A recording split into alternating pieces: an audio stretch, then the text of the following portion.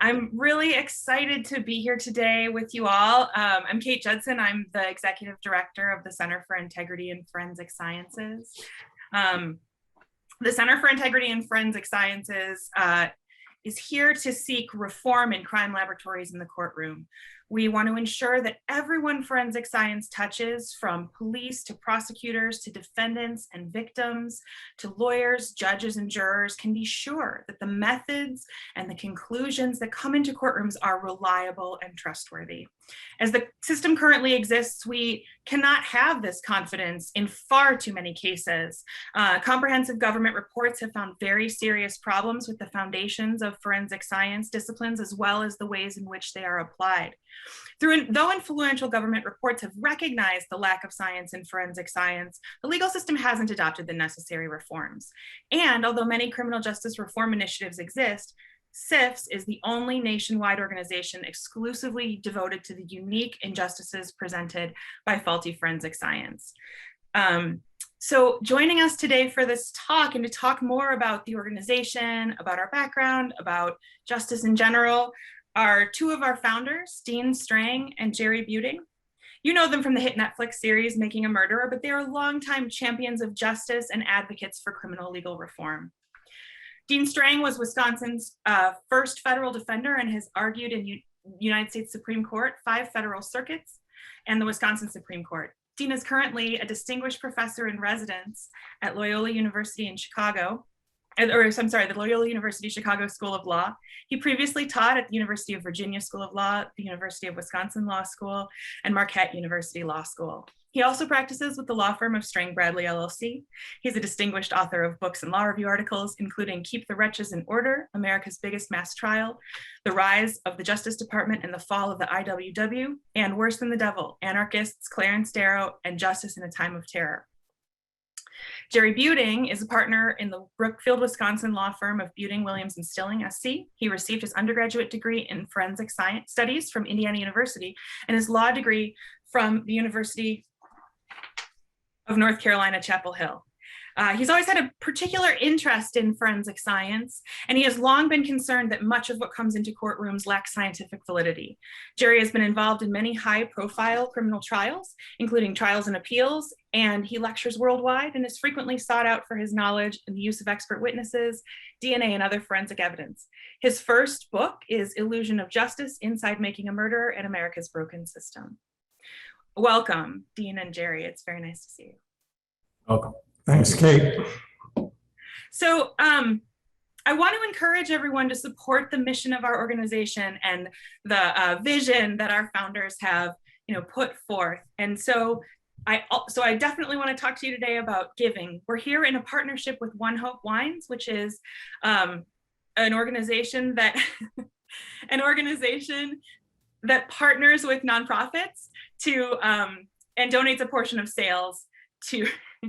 Somebody is saying cheers, Dean, and donates a portion of sales to the organizations with which they partner. So I would encourage you to check out their offerings at the link in the email we sent you, or if you're inclined to give, you can text VALID Science to 44321.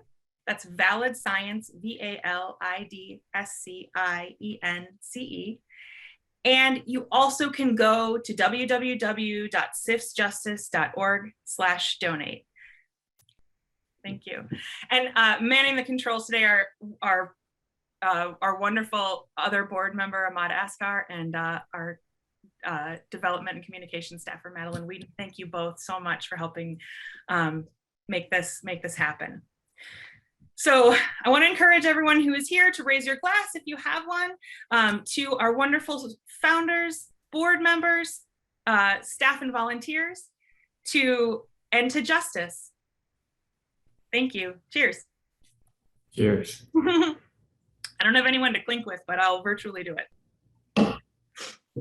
So I want to start out by, I'm planning to pose questions to you guys, and I think what we'll do is we'll take me off the screen and so that everyone can see you.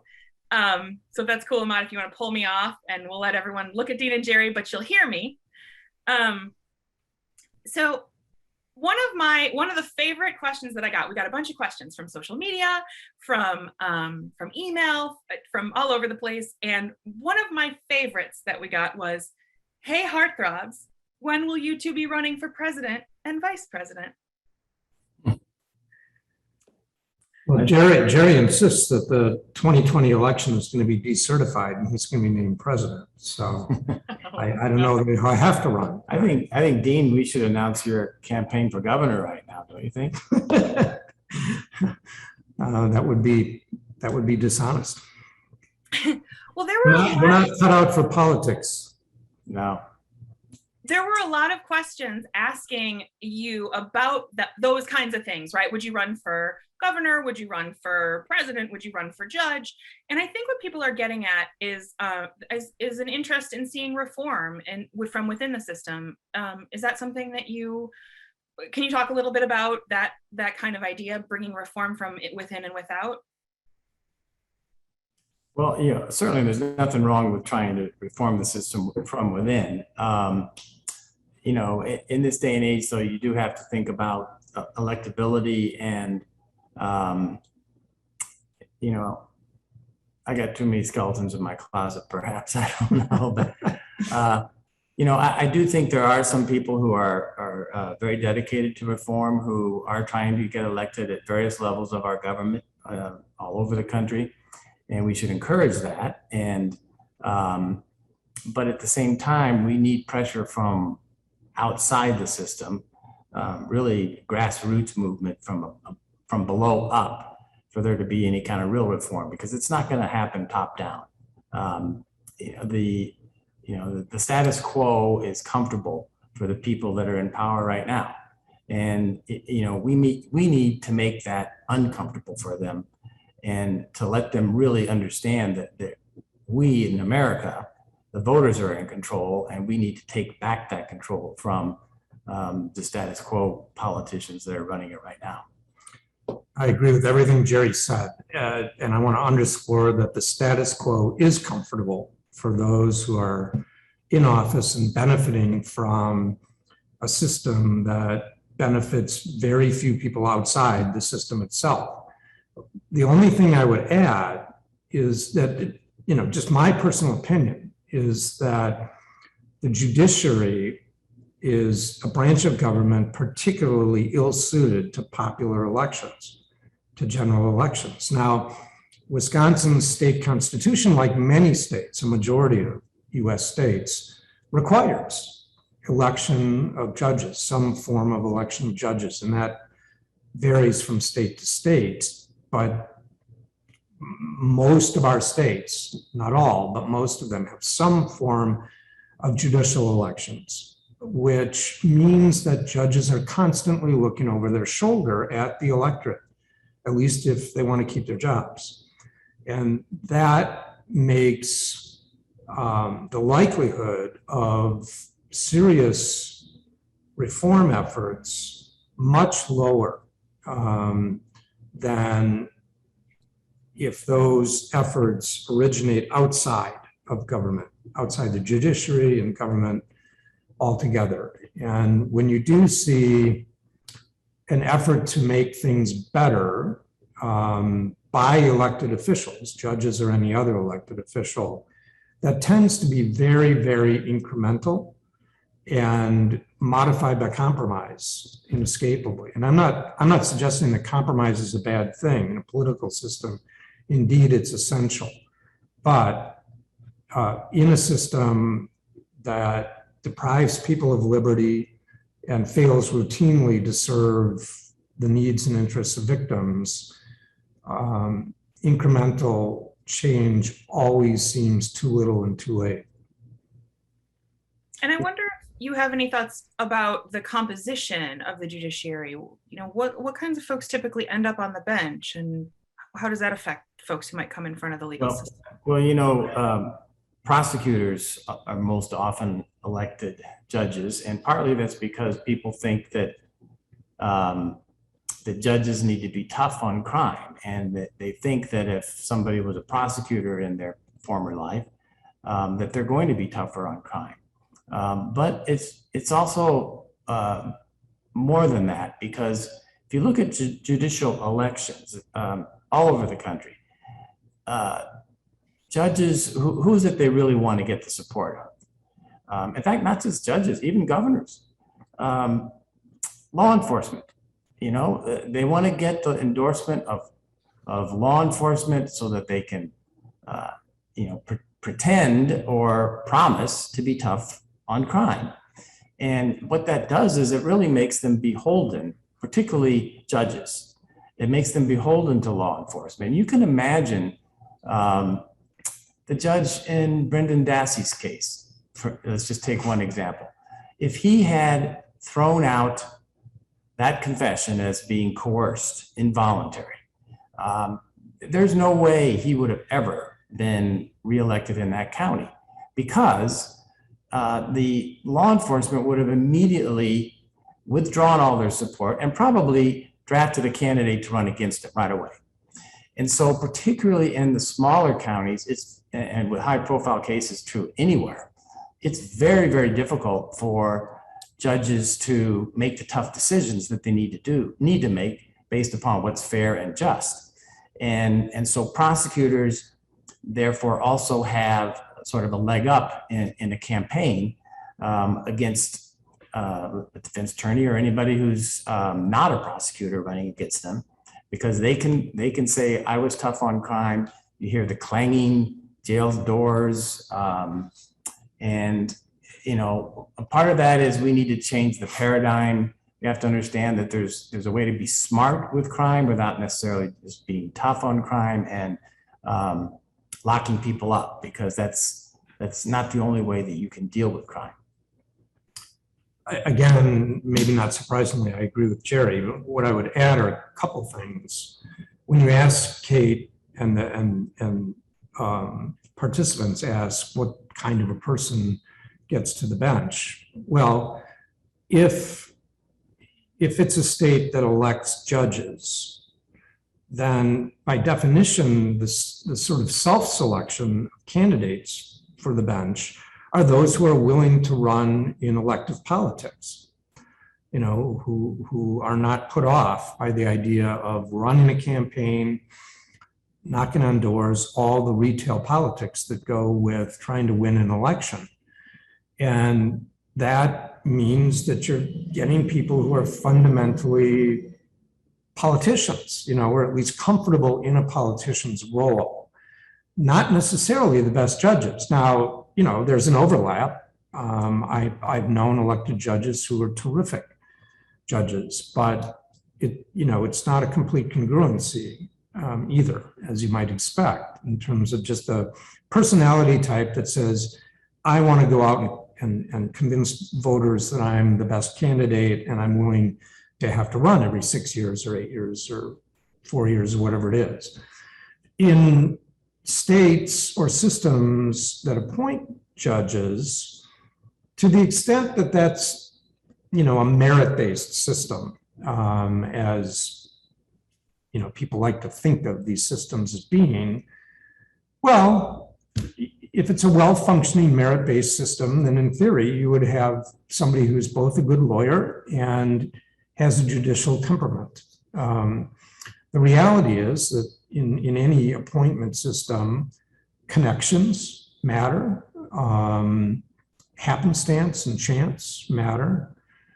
And that doesn't mean that appointing judges is a worse system, notwithstanding the risks of cronyism, you know, creeping in at the edges. But, you know, it does mean that sort of who you know can matter in that process. My own sense, and this is one person's opinion, it's anecdotal necessarily, but if you look at states like Massachusetts or New Jersey come to mind, where the judiciary is appointed, I think on the whole, you have a stronger state judiciary in those states, less impervious to political pressure, more committed to a professional and durable role on the bench. Again, with exceptions that elective judicial politics can produce. But you are self-selecting if you're going to run for judge, and that's part of the personality that is likely to prevail.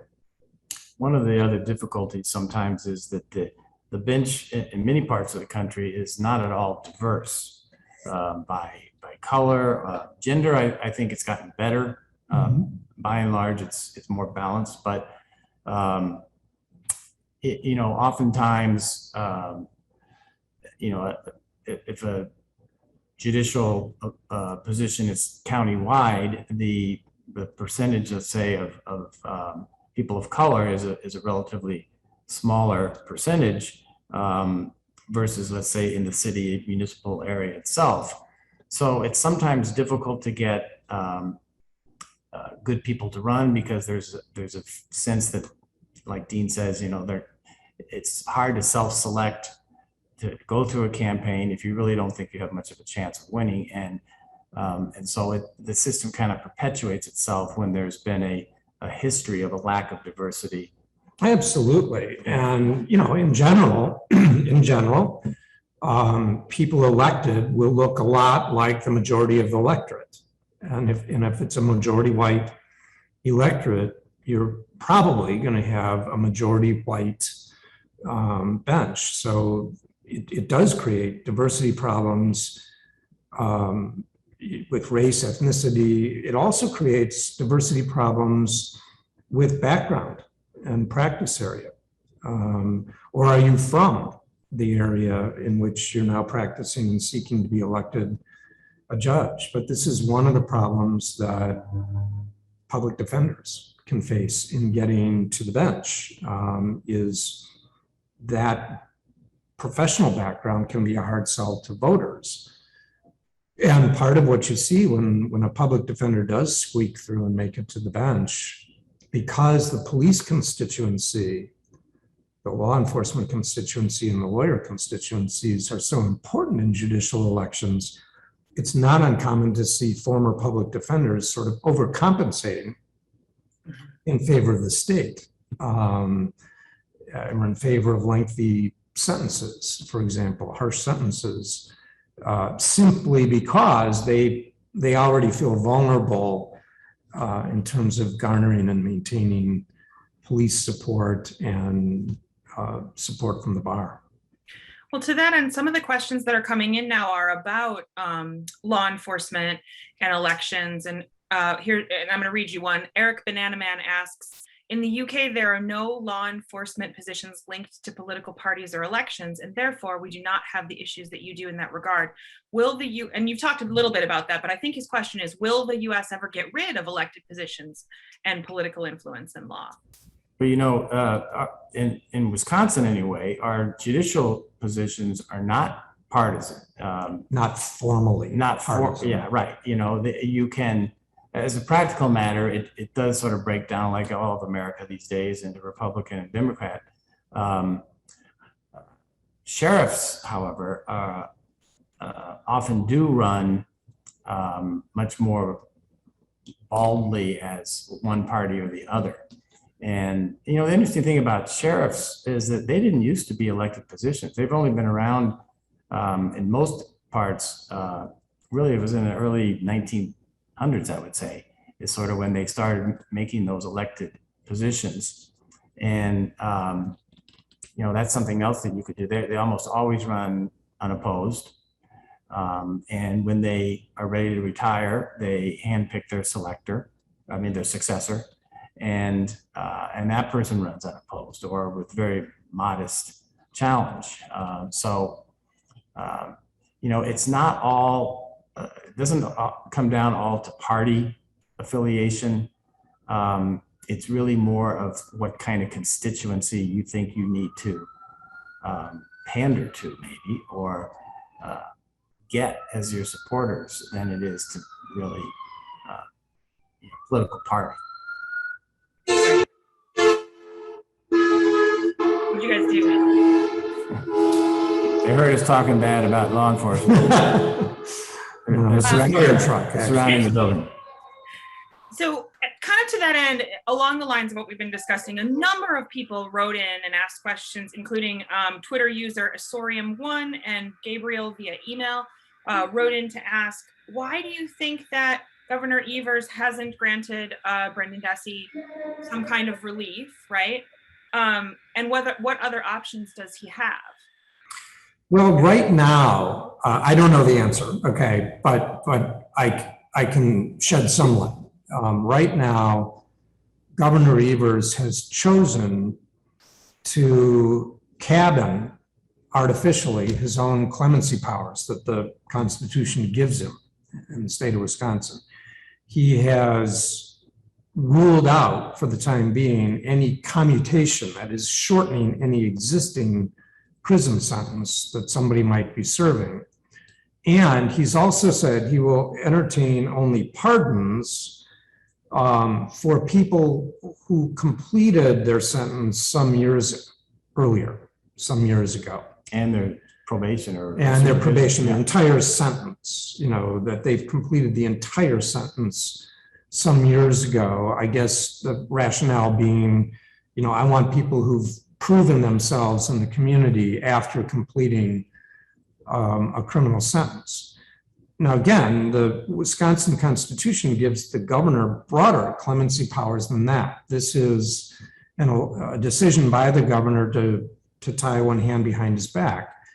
I can only speculate on why he's doing that. But my first speculation would be the very subject we've just been talking about for 15 minutes, which is elections and the desire of political office holders to maintain that office once they've achieved it. Dean brings up a good point. It's been probably 20 years since we've had a governor commute a sentence that is shortened a sentence. Now, compared to the predecessor in office who spent 8 years and pardoned nobody, did not even have a pardon board to review applications.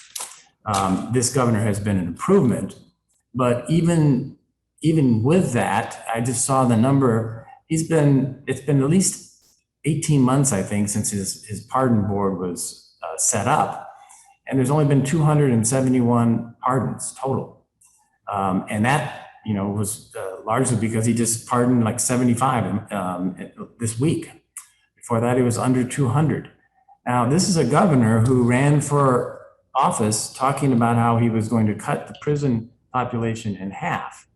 I don't know how he ever intended to do that if he didn't intend to exercise his power to shorten sentences when appropriate.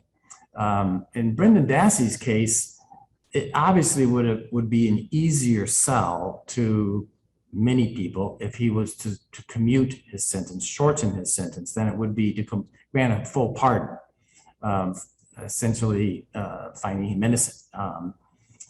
While I think Brendan is innocent, and I think pardon would be appropriate, it's would be much more politically difficult to do that.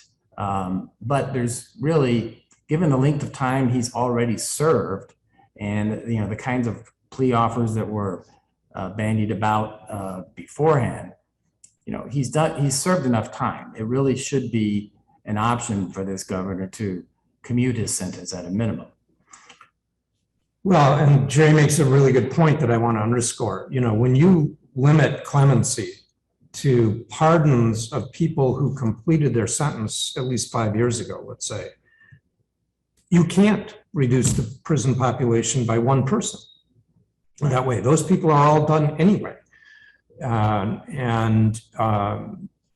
We've got a prison population of somewhere around 20,000 people in this state, which is probably about average, more or less, somewhere in the middle of US states.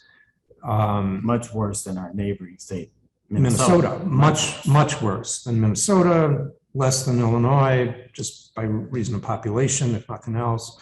But the point is, you're not touching the mass incarceration problem or doing anything to minimize the carceral state if you're limiting clemency to considering pardons for people who already long have completed their involvement in prison or in, the apparatus of incarceration and supervision in the state. So I don't know, he did run saying he would do that.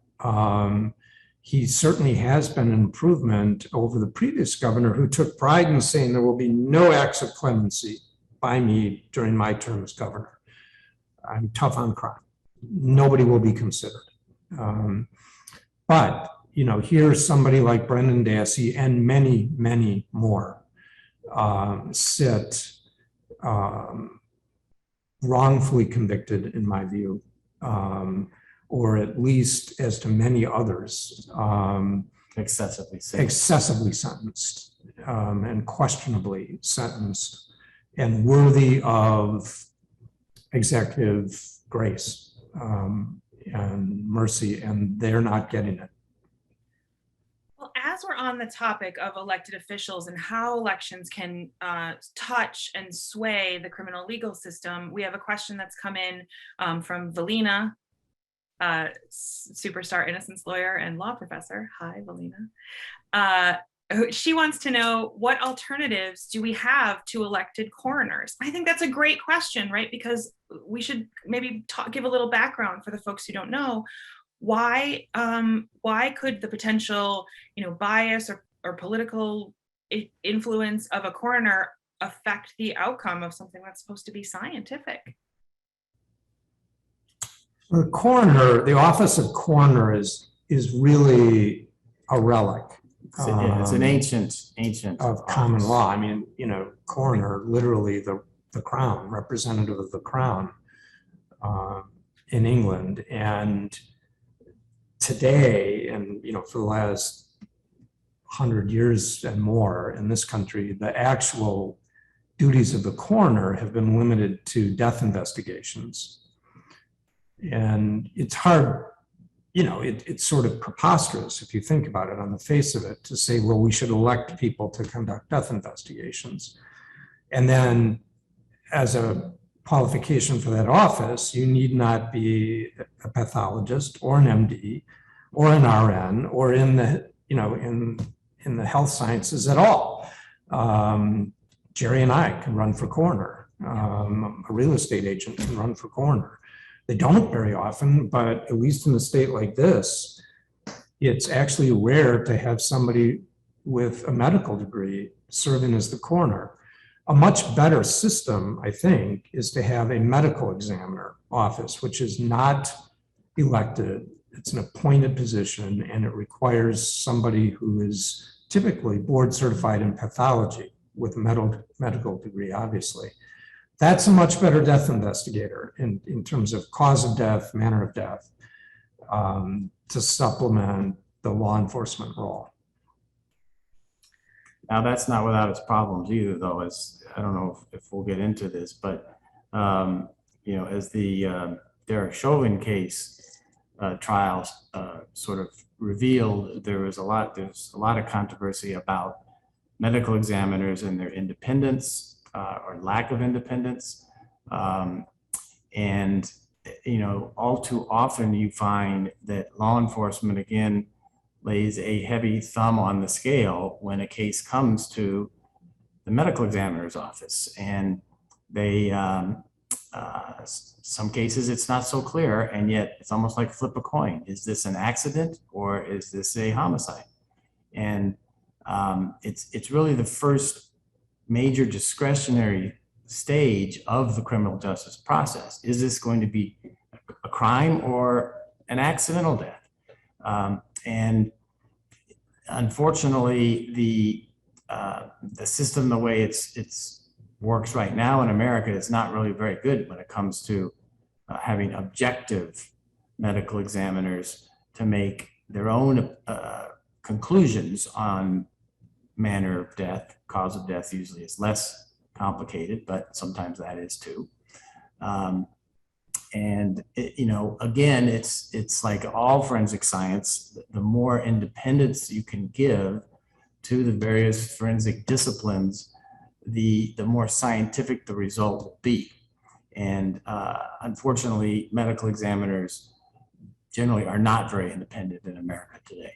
This goes directly to the mission of the Center for Integrity in Forensic Sciences, because although I am correct that in principle, the idea of a medical examiner is an improvement on the idea of a coroner, in practice, Jerry also is exactly right. The medical examiner's offices in large cities and counties tends to be captured by law enforcement. They become part of the law enforcement apparatus, and the objectivity that you want and independence that you want with real science very quickly becomes eroded and compromised. And all you really have are, is the sort of personal fortitude and orientation of the medical examiner and then any deputy medical examiners who may be employed in that office. And that's not a reliable safeguard in the long term, particularly where funding is controlled by others who have an interest in conviction and incarceration. Yeah, and I'm glad that we were able to talk about this. And are you aware of any situations in which death investigators, whether they're from a coroner or a medical examiner's office, are, either overtly or not, feel pressured or threatened by law enforcement to reach certain conclusions or to do certain things? Is that something that you have any familiarity with or knowledge of? All the time. Anecdotally, I've had many medical examiners, deputy medical examiners as well, tell me about the kinds of pressure that they get from law enforcement. It's not very easy to resist the kinds of pressure that law enforcement can bring to bear. And, you see it perhaps most starkly in police shooting investigations historically. Again, the George Floyd case, Derek Chauvin, where the medical examiner initially came up with one conclusion, that it was not a homicide, and then ultimately was pressured to reverse that. Now, that was unusual in that most of the time, they're not going to change their opinion. That medical examiner did, and then testified on behalf of the prosecution and had to explain, well, why is it that you had a different conclusion the first time? That happens a lot. And, there's whole controversial diagnoses like excited delirium, that supposedly causes people to have superhuman strength and requires, massive law enforcement response. That in order to try and excuse what historically has been some really unjustifiable law enforcement shootings and in death cases involving citizens. So there is a lot of pressure. I know some pathologists who've quit, who will not work, who will work only privately now as consultants rather than face the kind of pressure that they got when they were in a medical examiner's office. So it's an area that's really needs reform, and there is finally starting to be a little bit of a focus on that just in the last year. Hey, look, the case for which Jerry and I together are best known presents an admittedly extreme example of this phenomenon. Manitowoc County, still at the time, had a coroner, not a medical examiner, and law enforcement simply excluded that coroner from the death scene, from the investigation at the scene altogether. They chased her out or barred her because they didn't think they could control her. And she was at loggerheads with some folks in law enforcement. So she was disabled intentionally by the law enforcement officers from doing the duties that Wisconsin statutes required her to do in a death investigation. Again, that's an extreme example, goes well beyond the sort of pressure to bend to the subjective wishes and conclusions of law enforcement. And then if you recall, medical examiners often feel, but if you recall, then they brought in a medical examiner from Milwaukee County to give an opinion on the actual cause of death and manner of death. And his entire opinion was based on information that was given to him, some of which is now part of the litigation that's going on in Stephen Avery's case. That the whole question of whether there was the bullet that was found in the garage actually went through her brain or not. And this medical examiner testified that, well, it's my understanding that there was blood found on it. Well, it's your understanding. How about if you take a close look at it yourself? And he was just sort of brought in as a, almost like a puppet to give an opinion on something that he really hadn't had any kind of hands-on investigation at all. Yeah, that was a question that came in from Twitter from Joe90 Win, and he asked how unique that circumstance was, the local coroner not being brought into an investigation or being barred from an investigation. I suspect you'd say that precise situation isn't very common, but law enforcement sort of meddling or having undue influence in an investigation, in a death investigation, is not unusual. That's right. So let's talk a little bit about, do you have thoughts about what might help this, this unfair situation that occurs in death investigation, other than switching to, because as we've talked about, switching to a medical examiner system likely wouldn't solve the problem. Do either of you have thoughts about what in addition might be required? Well, any forensic science we need in this country to begin to move in the direction of independence of the lab or the office that's providing a forensic analytical service, independent, that is supervision, funding, and oversight. And we also need to move in the direction generally in the forensic sciences of instilling a scientific ethic in these offices. Now, again, a medical examiner's office, everybody's got a medical degree and probably is board certified in pathology. So, there you at least have a baseline set of, qualification, right? And then the question becomes whether those folks feel free to reach the conclusions that objectively seem warranted by the evidence to them. But many of the forensic disciplines, the work is conducted by people with a bachelor's degree in who knows what, and 2 or 3 weeks of training by law enforcement, by a prosecution-oriented agency.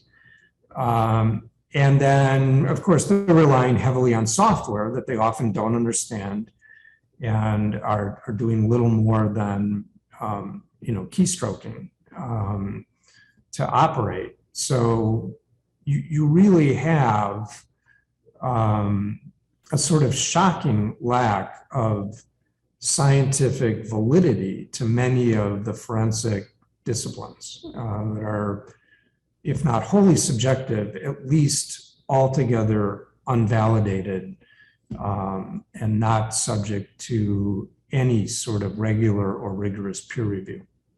And of course, one of the biggest problems with any kind of forensic discipline is cognitive bias, which is absolutely well documented. It's a human condition that we all have, where there's a tendency to focus on the evidence that supports your theory that you go into an investigation with, and ignore evidence that doesn't fit that theory. And real scientists try to minimize, if not eliminate, that kind of bias by doing blind testing, for instance. There's no reason that somebody who's looking at a DNA sample needs to know, in my opinion, whether or not they're looking at a reference sample, a suspect, or the deceased. tell us what the profile is, do the test. You don't need to know anything about who those people are. Now, a different analyst can then put that together and come to a conclusion about whether or not it matches excludes the suspect or not. But it's more difficult and controversial in medical examiners to argue that they should have blind, testing, so to speak, because most of them take the position that, when it comes to the question of manner of death, we often have to know some of the facts, because you're asking us to give you an opinion about, is this consistent with, let's say, the defendant's version of events or not? And if we don't know that, how can we say that?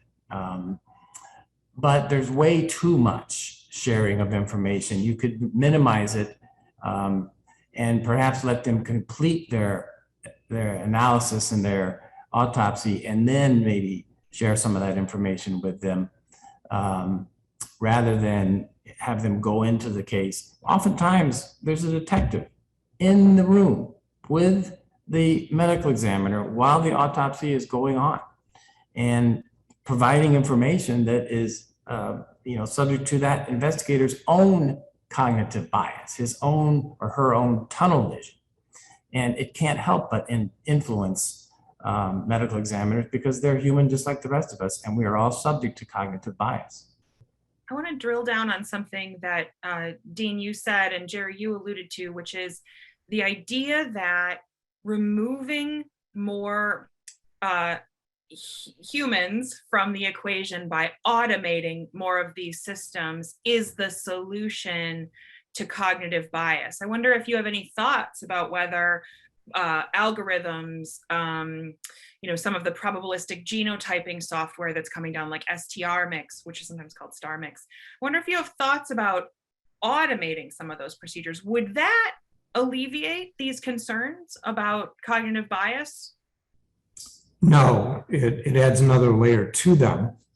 And I'm not saying that they're hopeless or that there isn't progress to be made, but I think it's becoming ever more clear that justice by algorithm, simply shifts the source of the biases from a judge or a prosecutor or a probation agent to the people who are developing the proprietary algorithm. It's really hard to take human cognitive bias out of the system altogether, and algorithms reflect the implicit, usually subconscious biases of the people who are creating them. And again, that doesn't mean it's hopeless or that we should abandon the idea of trying to bring mathematical objectivity or even artificial intelligence into consideration, by actors in the judicial system, but it's not a panacea by any means at all. And I think, even before you get to algorithms and the role of AI in the criminal enforcement system, there are medical examiners aren't the only death investigation, determination of manner and cause of death are not the only forensic disciplines where it's useful to have some collateral information for context, or that then can be considered by the analyst. I think really what Jerry's talking about is changing from the model we currently have, in which law enforcement people spoon feed the pathologist, spoon feed the forensic analyst, at least moving toward a system where the medical examiner orders off the menu, or the forensic analyst orders off the menu, decides what they need, what sort of information they need, and then opening up by statute pathways so that the information the analyst or forensic scientist wants can't be withheld by law enforcement. But the present model of just spoon feeding, where the analyst has no control of the information she's receiving, it seems to me especially weak. The classic example really is illustrated in the Stephen Avery case, where the DNA analyst is told at the very beginning that we're shipping some items over, and try to put Teresa Hallbach in Stephen Avery's house or garage. You know, that kind of direction to an analyst at the very beginning of an investigation is completely improper. Now, some types of automation can help remove human error. Like, for instance, there's a lot of use of robotics now in DNA labs for areas of the sort of the recipe that gets done that can be done in a robotic method without risking or increasing the possibility Contamination. of contamination or amplification problems. But when it comes to algorithms, one of the other problems that, I mean, Dean's mentioned how there's biases often baked in at the very beginning. But one of the other problems is that they're not transparent for at least one of the major players in the market does not want to release their code at all because it's a proprietary secret. Right. And therefore, without the code, nobody really knows what's that based on. Is it reliable or not? Right. We have so many wonderful questions and we will not be able to get to them all. And being mindful of time, I'd like to pivot a little bit to solutions, right? So some of the solutions for the problems we've talked about. And the first one I'd like to ask you about is a question that came in during this talk by Stephanie via the Q&A. And Stephanie asks, so many people still see jury duty as something to avoid instead of an opportunity to be part of the justice system. What would you say can be done, if anything, to change the stigma or change how people see jury duty? Well, one thing you could do is pay people better. $15 a day. You could require that employers continue to pay them if they're hourly, even when they're not. And in part of this also is an education component, that you need to let people know that this is the one opportunity they have to participate in one of the three branches of government. It's their only opportunity in most cases, unless they're elected a judge, to participate in the judicial system, judicial branch of our government. So, and I think most people really, looking back on their experience once they've done it, most people think it's a pretty positive experience, despite some of the waiting around time and whatnot. That not always. I mean, there's people that complain about when they get into the jury room, there's a lot of fighting and people just aren't listening and whatnot. But by and large, I think people do enjoy the experience and do appreciate what they've done. And maybe we need to publicize that more. That, have campaigns where people are acting as spokespersons and could talk a little bit about their own experiences. I have a little bit different angle on that. It's not that I disagree with Jerry. I agree with all of it. But if you pull the scope out a little bit, a large part of what the entire criminal enforcement apparatus runs on is alienation, othering.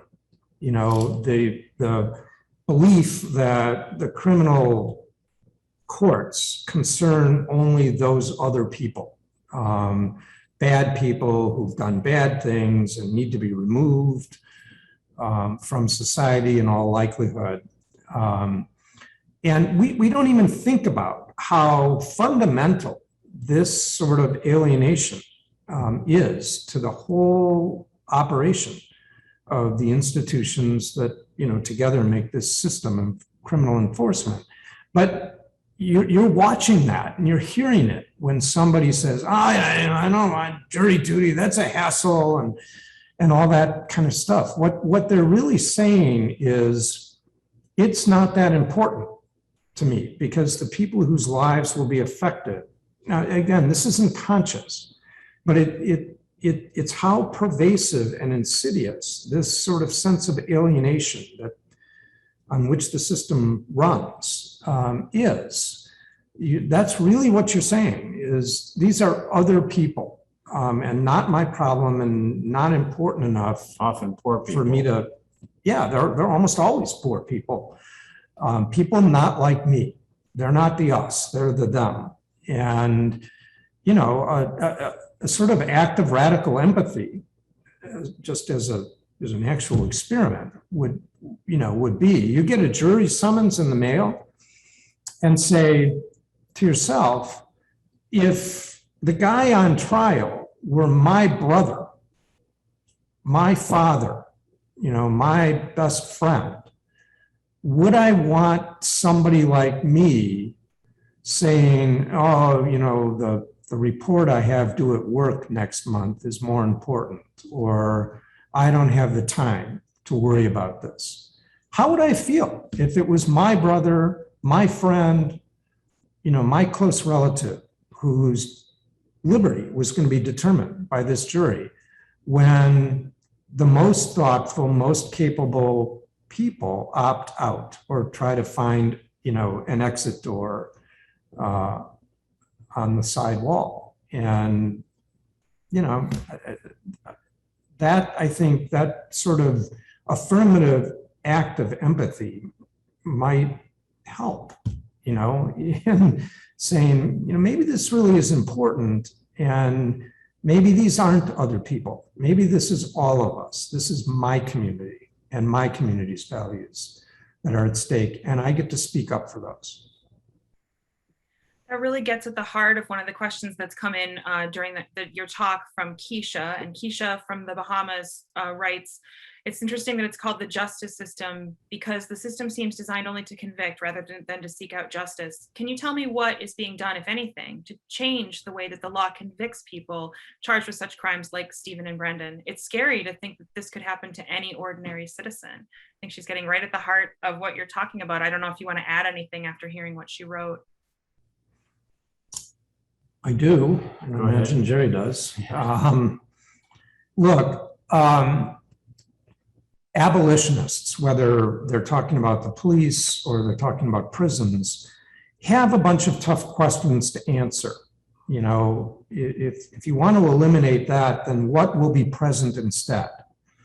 Abolition, as they say, is not about absence, it's about presence. So what will be present? What will work and replace this punitive system that we have? And those are hard questions, but I will say this, okay? The criminal enforcement system, incarceration and supervision being its principal qualities, is very extractive. It takes a lot out of communities, people, resources that could go elsewhere, relationships, all that stuff. And, it's also a retrospective attempt to fix what is a prospective problem. The whole justification for police and courts and its whole apparatus is public safety. We're gonna advance and improve public safety this way. Really? Are you? Because again, public safety is a prospective interest. And punishing people for crimes is a retrospective activity. And, are people really deterred? People are not deterred. And the fact of the matter is that most crimes go unreported. Of those that are reported, many go unsolved or unprosecuted. And when we do prosecute somebody, even if we lock them up, it's months or years after the fact.